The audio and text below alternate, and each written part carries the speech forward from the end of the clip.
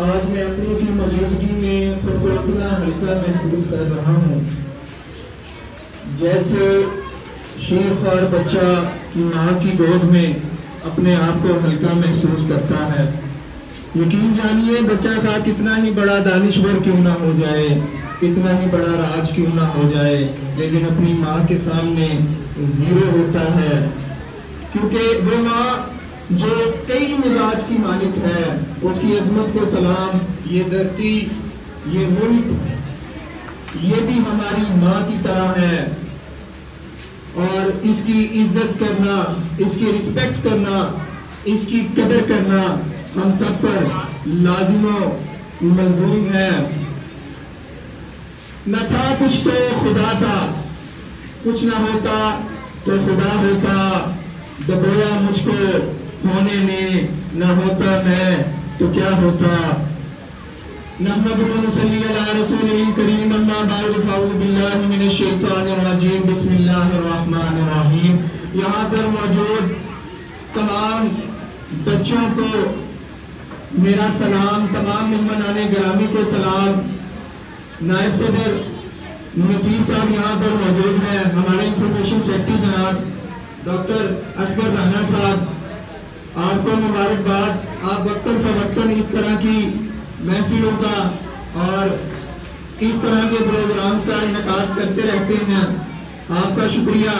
سب سے پہلے تو 14 اگست کے حوالے سے، اس کے پس منظر کے حوالے سے، اگر یہاں پر کوئی انٹر کا بچہ موجود ہو تو میں وہ کچھ تھوڑا سا اس کا جو فرسٹ پیج پہ لکھا ہے نا پس منظر، وہ آپ کے سامنے بیان کروں گا کہ بر صغیر میں مسلمانوں نے اپنی آمد کے ساتھ ہی اس فرق کو واضح طور پر محسوس کر لیا تھا، جو مسلمانوں اور ہندوؤں میں بالخصوص تہذیبی، تمدنی، ثقافتی، مذہبی اور سیاسی پہلوؤں کے اعتبار سے موجود تھا۔ اسلام نے آغاز سے ہی بر صغیر میں اپنی قطعی حیثیت کو برقرار رکھا اور ہندو مت کا اثر قبول نہ کیا۔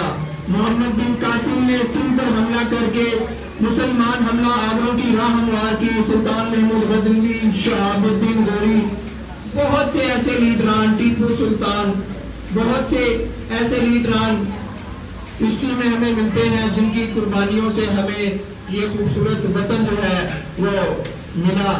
میرے محبوب وطن تجھ پہ اگر جان نثار ہو، میں یہ سمجھوں گا ٹھکانے لگا سرمایہ تن۔ محترم حاضرین، سامعین کرام، مجھے آج جس موضوع پر نظر کشائی کا موقع ملا ہے وہ ہے یوم آزادی۔ قوموں کی زندگی میں ایسے دن بھی آتے ہیں جو تاریخ میں ہمیشہ یاد رکھے جاتے ہیں۔ پاکستان ہمارا پیارا ملک ہے جو 14 اگست 1947 کو مارز وجود میں آیا۔ وہ مہینہ رمضان المبارک اور رات لیلۃ القدر کی تھی جب مسلمانوں کو یہ خوشخبری نصیب ہوئی۔ ہمارے بزرگوں اور بڑوں نے بڑی جدوجہد اور بڑی مشکلوں سے یہ الگ وطن حاصل کیا۔ پاکستان کو حاصل کرنے کے لیے ہمارے بزرگوں نے بہت بڑی اور بے شمار قربانیاں دی ہیں جسے ہم کبھی بھی بھلا نہیں سکتے۔ 14 اگست ایک ایسا دن ہے جسے تا قیامت یاد رکھا جائے گا۔ یہ ایک ایسا دن ہے جس دن اللہ تعالیٰ نے مسلمانوں کو آزادی بخشی اور مسلمانوں کو کامیابی حاصل ہوئی۔ ہمارے قومی شاعر ڈاکٹر محمد اقبال نے جو 23 مارچ 1940 میں الگ وطن کے حصول کا مطالبہ کیا اور آخرکار قریب وقت میں پاکستان دنیا کے نقشے میں 14 اگست 1947 کو قائد اعظم کی قیادت میں مارز وجود میں آیا۔ جناب صدر اور میرے ہم وطنوں، ہمارا پاکستان وہ وطن نہیں جو وراثت میں اس کے بسنے والوں کو ملا ہے، بلکہ پاکستان کی بنیادیں استوار کرنے کے لیے متحدہ ہندوستان کے مسلمانوں کی ہڈیاں اینٹوں کی جگہ اور خون پانی کی جگہ استعمال ہوا ہے۔ اتنی گرا قدر تخلیق کا اندازہ وہی لگا سکتا ہے جس نے تعمیر پاکستان میں تن من تن، بیوی، بچے، بہن بھائی اور عزیز و اقارب قربان کیے۔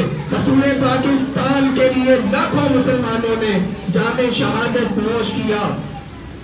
کتنی ماں کے سامنے ان کے بچے قتل کر دیے گئے، کتنے بے بسوں کے سامنے ان کے خاندان کو मकानों में बंद करके नजर आतिश कर दिया गया और बेचारे दिल पकड़ कर रह गए।